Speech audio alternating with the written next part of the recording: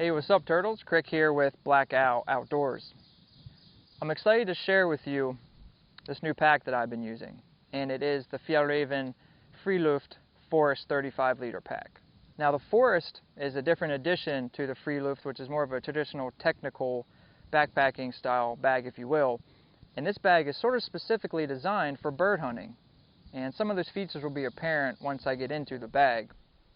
But before I do that, I'd like to thank the folks over at Fjallraven US who have been kind enough to send us this bag for testing and evaluation. Alright, enough of that though. Let's get into the details of the pack. The pack costs $200, and one of the features I really love about it is the G1000 material the pack is mainly constructed of, and that is a blend of natural and synthetic materials. And the darker color that my hand's touching is the G1000. What my hand is tracing right now is sort of a daisy chain, and there's two on the front. There's one on this side my hand's tracing, and there's another one which I'll show. You can see there's slits cut in this. And what you could do is you could weave through here, but there's a specific extra bag that comes with the pack that I will get out and show you how it attaches to this cool system. It's on both sides. My finger's tracing the other one on this side. And if it's hard to pick up, that's okay at the moment, because I will get the other bag out and show you in detail how this works and what it looks like. Another feature I really love about this pack is the fact that you can carry water bottles on the outside of the bag. So you have one on each side. And there's a 40-ounce bottle on this side, and it fits in there nice and snug. This is sort of a elasticized, if you will, type of material, more of like a stuff pocket, but Fjallraven, even shows on their website you can put water bottles in here. Let me show you around the other side. And I have a smaller water bottle on this one. And because this is an overview, not a review of this bag, I'm not sure how this stretchy material will hold up to repeated use being stretched with heavy water bottles in it over time. I've had packs where this will wear out and then basically just have a floppy pocket here. So when the review comes, we'll see how these held up. Maybe there could have been just like some nylon webbing sort of crisscrossed through here to help keep whatever's in here. You can be able to cinch it down. I won't know that until this bag gets reviewed and it has been used more extensively. And there are two compression straps on each side. One here with a release buckle.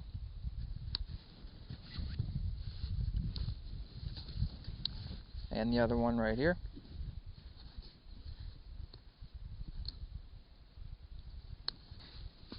Moving on to the brain or lid of the pack. Let me get my notebook out of there. It's kind of goofy carrying my notebook up top here, but you know what, it worked. So you have 4 anchor points, a little bit of reflective material on them. And you have this elastic or bungee cord with a cord lock. This lid or brain is comprised of 2 pockets. One is accessible from the outside of the bag. I really like these loop single finger zipper pulls. One zipper on this.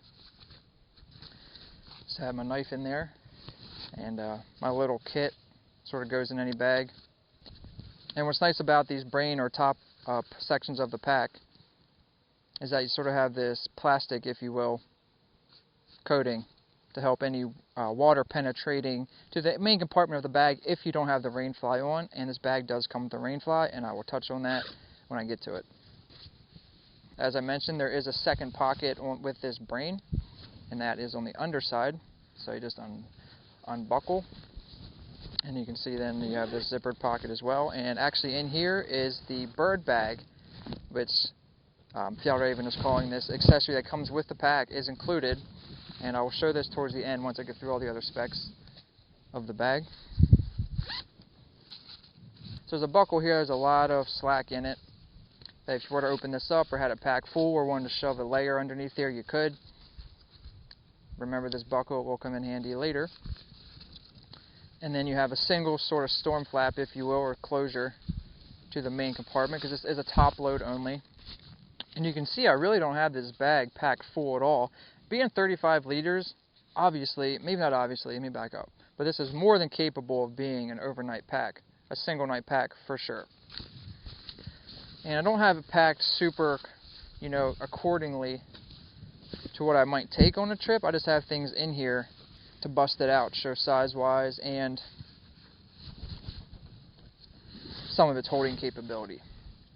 And lastly, I got my rain jacket in here. I do have a stuff sack for this, but I wasn't trying to save space in here. I just wanted to throw things in the pack for the video. So on the ground, what I pulled out is a D&D hammock, 3 meter by 3 meter tarp, which is pretty big and can definitely be stuffed smaller in its sack. There's a whole bunch of odds and ends for hammocking. This was left over from a trip I just took. Not just the one link. There's a whole bunch of crap in here concerning hammock camping, the water filter in here, and then my bag, or my rain jacket, which I already mentioned. And this is an internal frame pack, and it has a really interesting frame design. And another reason why I was interested to check this out is because of the frame and the ventilation system used on this pack. But as you can see, and I'll be quiet, you can hear this, that's under tension, and when I flip it around it'll make more sense. But that's under tension, and that runs the whole way down to the bottom of the pack. And if you really wanted to, you can get down, stuff something in here, which then is actually on the underside of the ventilation system. But I'll get into the ventilation system specifically. And one more feature, you might not be able to pick it up, but this same sort of coated plastic buffer is on the bottom of the pack. My hand's running at the very bottom. It is again coated for moisture, like as a moisture barrier. Yeah, you might not be able to see it, but it is, like I mentioned. Nice feature. Again, it's a really nice feature to see in a bag. And since I did touch on the ventilation system, I want to show you that next. Here's the ventilation system. They're calling the Friluft ventilation. And again, this is under tension. And this is the first time I ever used the pack that had this sort of ventilation system. This isn't just reserved for this Fjallraven bag. Other hiking, technical, backpacking bags have utilized this, but I've never used it, and I was really excited to try it. And let me tell you, you notice it. You really do. I was out testing this bag one day, going for a hike with it, with the same type of gear. The next day I was trying out a new bag that did not have this, and you could really tell the difference of the amount of sweat that was accumulating on my back. And as I was mentioning, the pack that didn't have this type of ventilation system, there's so much sweat on my back and in my clothes, and the next day didn't have it with this at all, because you can see right here where my fingers are moving, there's probably almost close to 2 inches of distance between this bright blaze orange material and this vent, or mesh, or net, if you will. Moving down to the hip belt, again, it's a really interesting design because the frame is coming, my fingers are tracing. This is actually the frame of the skeleton, if you will, of the bag. And it comes up, it sort of runs this whole thing, and then you do have a sort of stay in the middle on the inside of the bag. There isn't a single stay that you see in a lot of different types of packs. This almost reminds me of like almost an external frame pack, and then they just wrap the bag around it. So it's kind of cool. But you don't see a designated sort of lumbar pad down here. It's just this mesh under tension, and it's very comfortable. I really love how this like instantly hugged my body when I put it on, because you have the curvature of this part of the bag and frame. And that'll make more sense. I will put this bag on. You will see me wearing it. But I really do like this sort of lumbar, or lack thereof, system with these big, wide hip belt on each side. And each side of the hip belt does have a pocket. I just have a long piece of paracord hanged in there. And you can see, here's the first nod, sort of, to the hunting aspect, is that you have these little spaces, or sleeves, if you will, for shells, cartridges, shotgun shells specifically, as a bird hunting bag. And how many are in there? Let's see if I can get my arithmetic wrong. 1, 2, 3, 4, right? 5, 6. Okay, 6 total in there. But it doesn't really take away from the pocket if you're not going to put shells in there. Obviously, you can still use it as a pocket. On the left side of the hip belt, again, you have a second pocket on the hip belt. And I just have a little food bar in there now. But there are no sleeves for cartridges in this one. Just a regular pocket. And these are definitely shaped large enough that they are useful. They really are. I know a lot of you who are watching this video on our channel like tactical bags for organization, and these more backpacking technical style bags don't have the complete organization as tactical bags. So you have to be a little bit more thoughtful with how you utilize just the small little spaces throughout these packs. We have a grab handle up here and 2 load lifters. 1, 2. 1, 2. Nice contoured shoulder straps. Really big fan of the contour. And you have a sternum strap that runs on a rail. See the rail in there? And that's actually covered as well. For comfort when you're moving, this is moving around your body, not a tight fixed strap. There is some movement in this line, dynamic movement. And there's a whistle on this part of the buckle. Black on gray. And I did mention before that this pack comes with a rain fly. So this is the bottom of the bag. You have this little tab right here. Nice, healthy hook and loop field right there. And you have the blaze orange rain fly to keep in theme with this as a hunting pack. You have this piece of cord that runs the entire sort of perimeter or the outside of the bag that you can cinch that down once you get on it.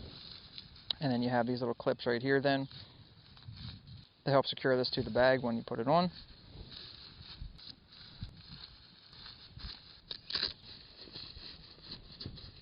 Jam that on back in there.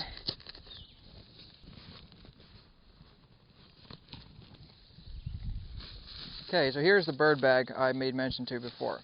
And this straps to the outside of the bag, which I will show. But basically, it's just this mesh front here, some reflective material in here.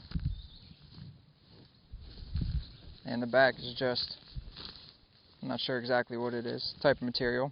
But this is included, and there are actually two straps on here. And let me put something in it. Put something in here just to show you the bag in action. This attaches to the main bag, but it also can be used as a sort of a small pack in itself because it comes with these two straps, which again utilize that daisy chain style that's on the forest itself, with just cut slits through it. And I can put this on and use this as almost a small pack in itself.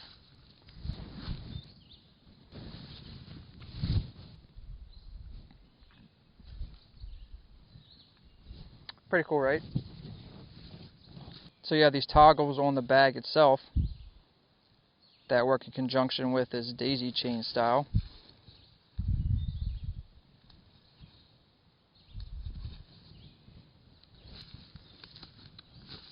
And this bag does attach to the main bag. The bird bag attaches to the forest itself via those toggles and daisy chain.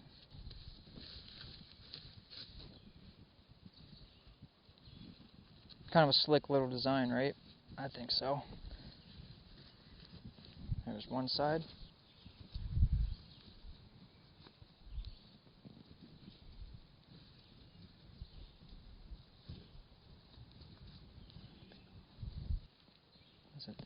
Try to keep it even. I think it's this one.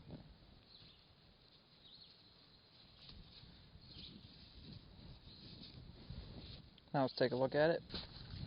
And one last feature. That keeps the bag then situated upright. I think it's pretty cool, right? Especially for hunting season, for those of you that are out in the forest during really popular hunting times. Even if you have no plan to use this pack for a hunting bag, you still have the ability to put something blaze orange on the outside of your bag to make you visible and safer during a high volume of hunters out during the season.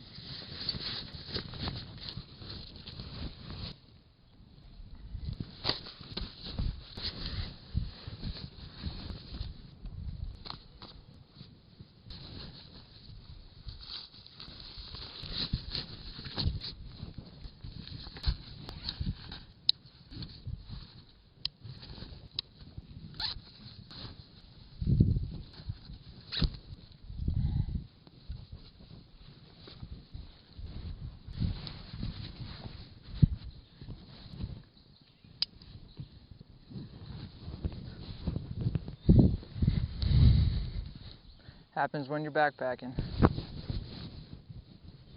Nice and snug. So you can see what the bag looks like on me, and sort of its profile. It definitely, you know, sort of sits nice and tight to my bag, or excuse me, my back, which I like. I definitely like the profile of this bag, and it is super comfortable for my torso.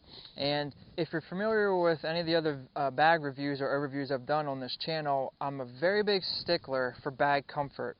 a bag has to be comfortable, especially in this vein where these bags are built for comfort, being worn, all day with weight in them.